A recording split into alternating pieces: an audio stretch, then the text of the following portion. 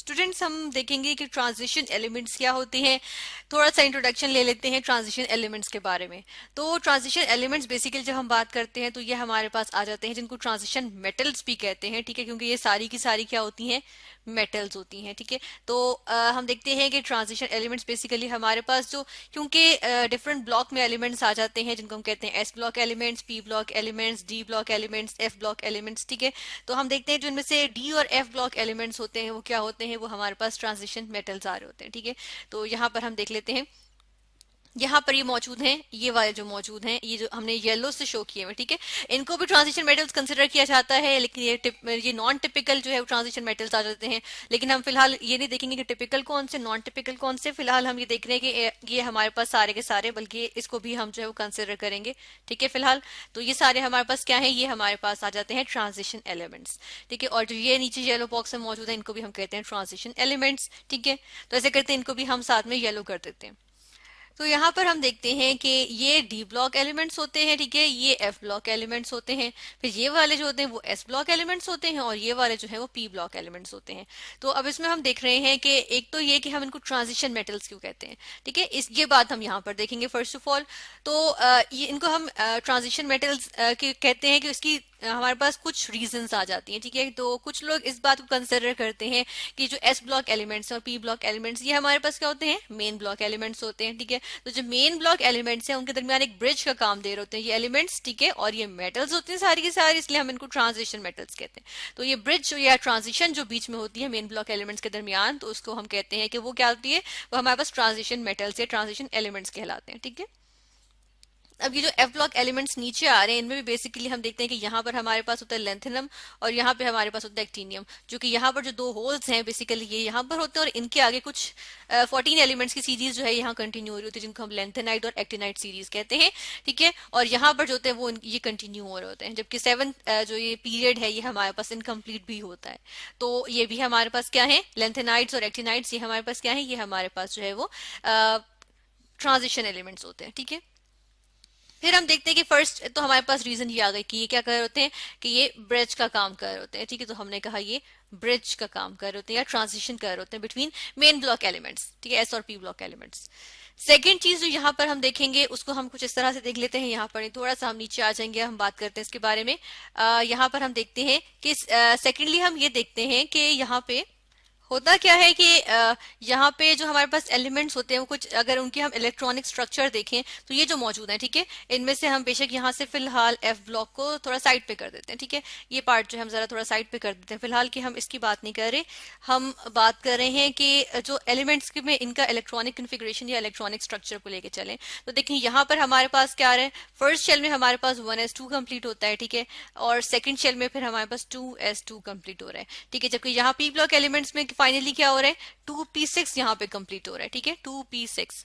अब होता क्या है कि अगर हम 2n² को लेके चलें, ये जो फॉर्मूला होता है जिसमें हम देखते हैं कि मैक्सिमम नंबर ऑफ इलेक्ट्रॉन्स किसी एक शेल में कितने आ सकते हैं, तो अगर हमारे पास n इज इक्वल टू 3 हो इन थर्ड शेल हो, तो उसमें हमारे पास जो मैक्सिमम नंबर ऑफ इलेक्ट्रॉन्स आ सकते हैं वो आ सकते हैं 18, ठीक है। तो देखिए जब ये 2p6 हो गया, थर्ड पीरियड में हमारे पास क्या होगा, 3s2 यहाँ से कंप्लीट हो रहा होगा यहाँ पे, ठीक है, और यहाँ पर जो है वो 3p6 कंप्लीट हो रहा होता है, ठीक है। अब देखिए ये क्या है, यहाँ पर आके फाइनली जो हमारे पास इलेक्ट्रॉन्स हैं, या देखिए ये थर्ड पीरियड ये रहा, ठीक है, ये थर्ड पीरियड है, तो थर्ड पीरियड यहाँ पर है, और ये सेकेंड पीरियड था, ये फर्स्ट था, और ये फोर्थ है।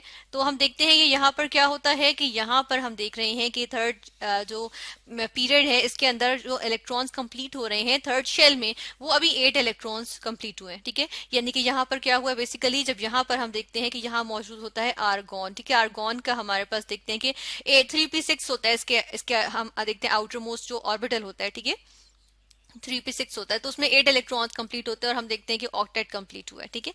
लेकिन हम देखते हैं कि अभी शेल कंप्लीट नहीं हुआ, बिकॉज शेल में मैक्सिमम इलेक्ट्रॉन्स जो है वो 18 आ सकते हैं, है ना, और अभी तो सिर्फ 8 इलेक्ट्रॉन्स आए।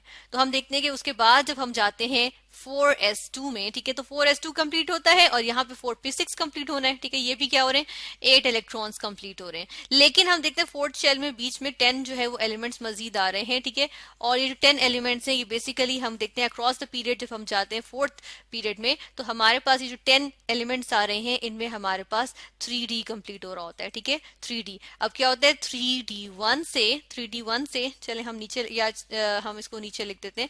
3D1 से ये 3D10 तक कंप्लीट हो रहा था। और देखें 3D1 से 3D10 तक कंप्लीट करने में हमारे पास क्या होगा, देखें जब ये 10 एलिमेंट्स कंप्लीट होंगे तो 8 में 10 और मिलाए तो कितने बन गए हमारे पास, 18 बन जाते हैं, ठीक है। तो बेसिकली ये जो थर्ड शेल था इसमें हम देखते हैं मेन एलिमेंट्स जो थे वो 8 इलेक्ट्रॉन्स कंप्लीट करते हैं, यानी ऑक्टेट कंप्लीट कर रहे थे।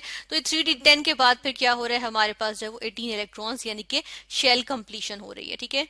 यहाँ हम कहते हैं कि क्या हो रही है, शेल कंप्लीशन। तो एक शेल की जो कंप्लीशन है जिसमें हम देख रहे हैं कि इलेक्ट्रॉन्स जो हैं वो क्या हो रहे हैं, कि हम कहते हैं कि ऑक्टेट से शेल तक की जो क्या हो रही है, इसको हम कहेंगे ऑक्टेट से शेल तक जाने की, यानी शेल कंप्लीशन की जो ट्रांजिशन है, इसको भी इस वजह से भी क्योंकि ये डी एलिमेंट्स जो हैं ये इसमें इन्वॉल्व हो रहे हैं कि शेल कंप्लीशन में इन्वॉल्व हो रहे हैं। ऑक्टेट से शेल की कंप्लीशन की तरफ जो ट्रांजिशन है उसको भी हम क्या कहते हैं, इसको हम शेल कंप्लीशन कहते हैं, ठीक है। और हम जो है इसको हम कहते हैं कि ये ट्रांजिशन हो रही है, ठीक है। और ये हम देखते हैं कि इसकी वजह से भी इन एलिमेंट्स को हम क्या कह देते हैं, ट्रांजिशन एलिमेंट्स कह देते हैं। और क्योंकि ये सारे के सारे मेटल्स होते हैं नेचर, तो हम कहते हैं कि ट्रांजिशन मेटल्स हैं, ठीक है। टी लिखा है मैंने ट्रांजिशन के लिए, ठीक है, और डॉट भी साथ लगा दिया। तो ये एक और रीजन आ गई इसकी कि हम देखते हैं किस तरह से ट्रांजिशन आ रही है, ठीक है। तो हम यहाँ पर भी लिख देते हैं कि हमारे पास यहाँ पर क्या हो रहा होता है, ऑक्टेट टू शेल कंप्लीशन, ठीक है, ये ट्रांजिशन होती है। तो इसकी वजह से जिसमें हम देख रहे हैं 8 इलेक्ट्रॉन से 18 इलेक्ट्रॉन्स तक ट्रांजिशन जो है। और नीचे जो हमारे पास नीचे जो शेल्स होंगे, सॉरी हम कह सकते हैं पीरियड्स होंगे, उनमें भी यही हो रहा होगा, केस हो रहा होगा, ठीक है। तो हम देखते हैं कि यही चीज रिपीट हो रही होती है, तो हम इस वजह से कहते हैं कि ये ट्रांजिशन इसमें आ रही होती है। नेक्स्ट हम एक और देखते हैं, एक और रीजन यहाँ पर देखेंगे, और एक और बात भी कही जाती है, और वो ये कि हम देखते हैं कि यहाँ पे हम बात करेंगे थर्ड रीजन की। और थर्ड रीजन ये होती है कि बेसिकली जो ये एलिमेंट्स होते हैं, ये जो डी ब्लॉक एलिमेंट्स होते हैं, या जो हमारे पास ट्रांजिशन एलिमेंट्स आ रहे होते हैं, बेसिकली ये क्या कर रहे होते हैं, ये कलर्ड कंपाउंड्स दे रहे होते हैं, ठीक है। यहाँ पर हम लिखेंगे कि वो कलर्ड कंपाउंड्स दे रहे होते हैं, ठीक है, कलर्ड कंपाउंड्स। अब इनके जो कलर्ड कंपाउंड्स, इस तरह से अगर हम यहीं पे एक एलिमेंट होता है कॉपर, ठीक है, कॉपर एक ट्रांजिशन एलिमेंट है या ट्रांजिशन मेटल है। तो कॉपर का जो कंपाउंड है, कॉपर सल्फेट, ये हमारे पास किस कलर का होता है, ब्लू कलर का इसका कंपाउंड होता है, ठीक है। तो हम देखते हैं ये ब्लू कलर का सॉल्ट है। तो अब देखें ये कलर्ड है ना, ठीक है, इसका मतलब है अब कलर किस वजह से आता है कंपाउंड्स में, अगर इनकी केमिस्ट्री देखी जाए तो कलर आता है इलेक्ट्रॉनिक ट्रांजिशन की वजह से, ठीक है। इलेक्ट्रॉन्स जो होते हैं वो ट्रांजिशन शो करते हैं, तो इलेक्ट्रॉनिक ट्रांजिशन जो होती है उसकी वजह से। इलेक्ट्रॉनिक ट्रांजिशन क्या होती है, इसमें हम देखते हैं कि इलेक्ट्रॉन जो होता है वो लोअर शेल से हायर शेल में जो है जंप करके जाता है, और जब वो उसको यानी एनर्जी मिलती है और वो लोअर शेल से हायर शेल में जाता है। लेकिन जब वो क्या करता है कि उस हायर शेल से वापस लोअर शेल में आता है, तो वही एनर्जी जिसने एब्जॉर्ब की होती है वो रिलीज कर देता है। जब एनर्जी रिलीज करता है तो इसकी कोई ना कोई फ्रीक्वेंसी होती है, कोई ना कोई वेवलेंथ होती है, और जो फ्रीक्वेंसी या जो वेवलेंथ से इसने इलेक्ट्रॉन जो है वो एनर्जी जो है वो रिलीज की होती है, वो ही उसी के अकॉर्डिंग जो होता है हमारे पास कलर जो है वो विजिबल होता है, ठीक है। तो ये इलेक्ट्रॉनिक ट्रांजिशन आ जाती है ना, तो इस वजह से भी इनको क्या कहते हैं, ट्रांजिशन एलिमेंट्स कहते हैं। और क्योंकि ये बाय नेचर जो होते हैं ये एलिमेंट्स जो होते हैं वो हमारे पास क्या होते हैं, ये मेटल्स होते हैं, तो इसलिए हम कहते हैं कि ये ट्रांजिशन मेटल्स होती हैं, ठीक है। तो ये हमने 3 रीजंस देखे कि इनको ट्रांजिशन एलिमेंट्स क्यों कहते हैं। अब यहाँ पर हम ट्रांजिशन एलिमेंट्स के बारे में एक और चीज जो स्टडी करेंगे वो ये कि देखिए जो डी ब्लॉक एलिमेंट्स होते हैं ना, इनको हम कहते हैं, ये होते हैं आउटर ट्रांजिशन एलिमेंट्स, ठीक है। इनको हम क्या कह देते हैं, इनको हम कह देते हैं आउटर ट्रांजिशन मेटल्स कहते हैं, चलें हम मेटल्स लिख देते हैं, ठीक है, आउटर ट्रांजिशन मेटल्स कह देते हैं।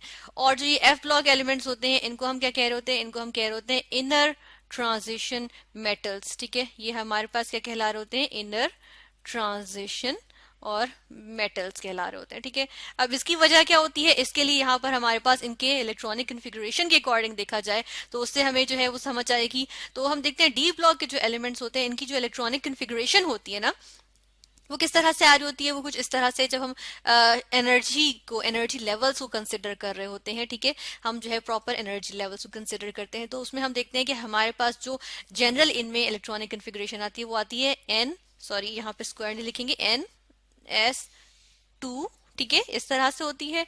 और उसके बाद हमारे पास आ रहा होता है n-1 इंटू डी, ठीक है, ये n-1 डी। अब n-1 क्या होता है? n-1 हमारे पास बेसिकली आ जाता है, हम कहते हैं कि ये जो आउटर मोस्ट शेल के लिए तो हम n यूज करेंगे, है ना। और जो n-1 होगा उसका मतलब है कि inner to the outermost shell जो होगा, यानी जिसको हम, अगर हम आउटर मोस्ट शेल को कहते हैं बेसिकली, यहाँ पर हम ये भी लिख देते हैं, एक की सी बनाएंगे यहाँ पे, कि जो n होता है वो हमारे पास होता है आउटर मोस्ट शेल, ठीक है, हम यहाँ पर लिखेंगे आउटर मोस्ट, ठीक है। और इसको हम जो है वो अल्टीमेट शेल भी कहते हैं, ठीक है, इसको बेसिकली हम क्या कह रहे होते हैं, अल्टीमेट शेल। और जो हमारे पास n-1 होता है ना, उसको हम क्या कहते हैं, उसको हम कहते हैं वो next inner to outermost shell होता है, ठीक है। और उसको हम जो है वो पेनल्टीमेट शेल भी कहते हैं, ठीक है, पेनल्टीमेट शेल भी इसको हम कहते हैं, ठीक है। और जो n-2 होता है ना, n-2, इसको कहते हैं एंटी पेनल्टीमेट शेल, ठीक है, इसको हम कहते हैं antepenultimate shell, penultimate shell, ठीक है। ये भी हमने यहाँ पर लिख दिया, ठीक है। अब देखें हम बात करें यहाँ पे कि जो यहाँ पे देखें जिस शेल में डी कंप्लीट हो रहा है, ठीक है, सॉरी, जो ऑर्बिटल डी कंप्लीट कर रहा है, जो शेल का डी कंप्लीट हो रहा है, तो हम वो देख रहे हैं कि वो क्या है, वो हमारे पास जो है वो बेशक n-1 है, यानी कि inner to the outermost है या पेनल्टीमेट शेल है, लेकिन हम देख रहे हैं कि वो जो शेल, वो जो डी आ रहा है ना, जो डी कंप्लीट हो रहा है, जो इलेक्ट्रॉनिक कन्फिग्रेशन में हम देख रहे हैं, वो किस में आ रहा है, वो हमारे पास आ रहा है आउटर, यानी कि आउटर साइड पे हम लिखते हैं, ठीक है। जब हम एनर्जी वाइज इलेक्ट्रॉनिक कन्फिग्रेशन लिखते हैं तो उसको हम आउटर साइड पे लिखते हैं, ठीक है। और दूसरी जानेब हम यहाँ पर देख लेते हैं इनर ट्रांजिशन मेटल्स, एफ ब्लॉकों का इनर ट्रांजिशन मेटल्स होते हैं।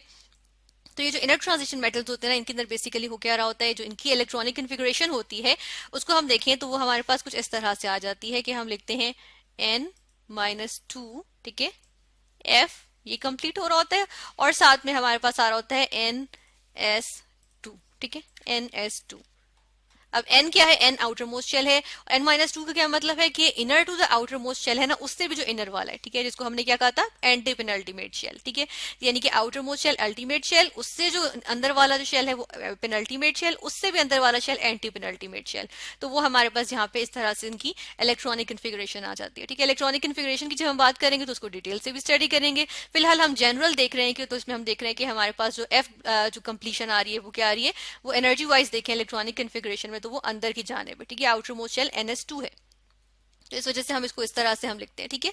तो अब यहाँ पर हमने स्टडी किया कि ट्रांजिशन एलिमेंट्स क्या होते हैं, जिनको हमने कहा ट्रांजिशन मेटल्स भी कहते हैं। ये हमारे पास डी ब्लॉक एलिमेंट्स और एफ ब्लॉक एलिमेंट्स आ जाते हैं, जिसमें से डी ब्लॉक एलिमेंट्स को हम आउटर ट्रांजिशन मेटल्स भी कहते हैं और एफ ब्लॉक एलिमेंट्स को इनर ट्रांजिशन मेटल्स भी कहते हैं, जो हमने देखा कि वो इनकी इलेक्ट्रॉनिक कन्फिग्रेशन की वजह से कहते हैं।